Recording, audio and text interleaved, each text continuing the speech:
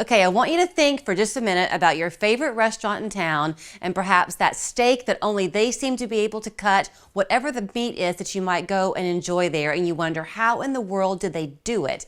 There's a good chance they do it by coming where we are today at Tokushu Knives over off of Ashland Terrace. This is Zach Peters, and the name of Tokushu means? Perfect knife. Perfect knife. So I'm kind of beginning with the upscale nature of what you do here. People like me can walk in and purchase knives from you, but you are well known in the restaurant community around here. Yeah, pretty much any restaurant you can name comes here to get their knives taken care of, purchase knives, sharpen their knives, so on and so forth. You began by sharpening knives. You're an electrician by trade. Yep. This was kind of a hobby. A lot of men especially had this hobby of collecting knives, but there is an art and sharpening it, and people discovered your art pretty quickly. Yeah, very much so. Definitely an art. Like I probably couldn't forge one of these knives, but I can sharpen anything that walks in the door, versus some guys that could forge a knife but don't sharpen so well. So here's what happened. This began as his hobby. Now you are known all over the world, really. People trade with you via e-commerce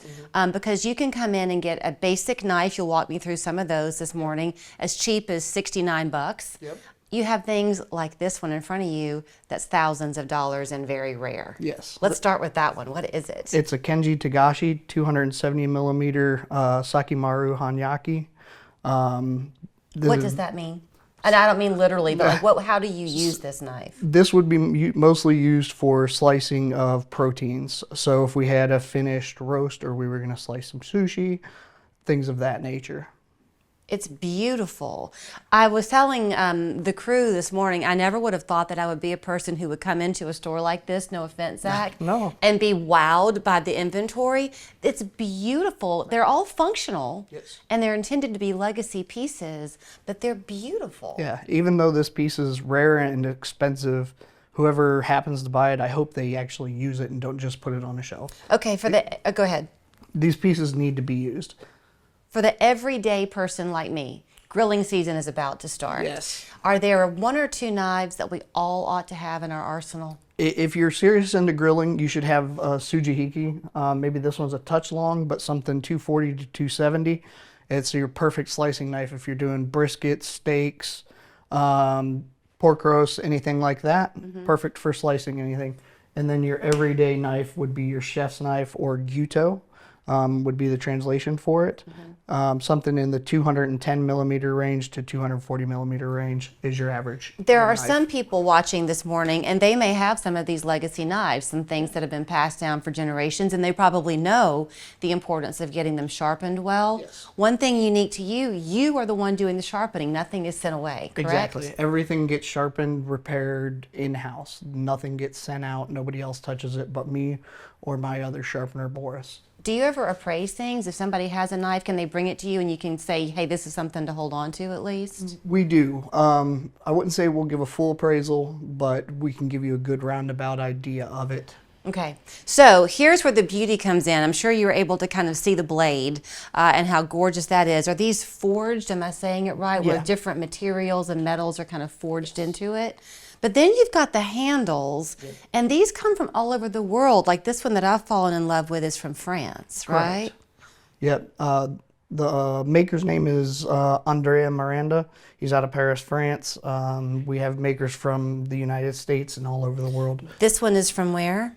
Vietnam. And it's buffalo? It's solid water buffalo horn. Wow. Yes. What's this one, do you know? That is curly mango with a false ivory top. It's the same ivory that they would use on keyboards for pianos. So you look at these and you can see the durability in these knives, Zach, and yet things do go through wear and tear. Of course. Often we're the ones creating the problems and we don't know it. He runs out of these in the store because they're so popular, but this simple looking cutting board is part of your secret to success. It's rubber. Yes. Why do we want rubber and not wood? Most woods, especially teak and bamboo, are very hard materials. They're also very cheap materials, but rubber, when we cut into something, like this rubber board, I can cut into it and twist my blade and it's not going to chip it or dull it in any way. But if I were to do that to a teak or a bamboo board, it's going to dull my blade and also possibly chip my blade. Japanese blades are much harder than your common German blades, So a German blade's going to dent versus chip. So, you know, a lot of us have those knife blocks in our kitchens. Are those bad? Because they're wooden. Not so much because they're wooden. The reason I don't like knife blocks is because I've cut some in half and they're disgusting inside, to be honest. Oh. Think of all the dust that gets down in there, and I won't go further than that. Right. So you like to just have a case for each individual knife? Actually, I do magnetics at my house. So I have magnetic racks like this at my house, and then I'm not sure if those are in focus, but those racks up there are on my countertops That's as well. very pretty. Okay, how often should you, if you're like the general person, not the chefs around town, but the weekend griller, Yeah. how often should you get your knives sharpened? Really depends on your cutting board and how often you cook, but I always tell somebody you should at least have your knives sharpened once a year at least. Okay, once a year. It's graduation season Yes. coming up soon. Yes. Also good gifts for that. Yeah, especially if you have a culinary student. Oh, that's a great idea. Yep.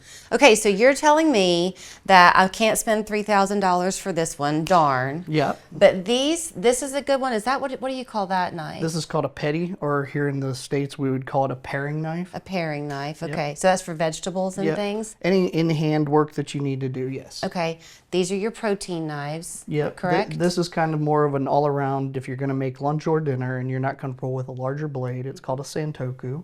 And should you hold the handles and the knives before purchase to make sure it fits in your hand? Absolutely. Absolutely. That's one thing I don't like about commerce. I know we're built on commerce, but I don't like that I can't touch and feel. And if you come in the shop, we always have produce you can use it on. Well, people are going to want to come in the shop because this is a one of a kind of a stop. I mean, I didn't even know you were here, and I'm awfully glad to discover you, so thanks. Thank you. I say to you, Tokushu, Yeah. on the interview. Perfect. Perfect. Here's where you. you'll find him. Thank you, Zach, so much. Thank you.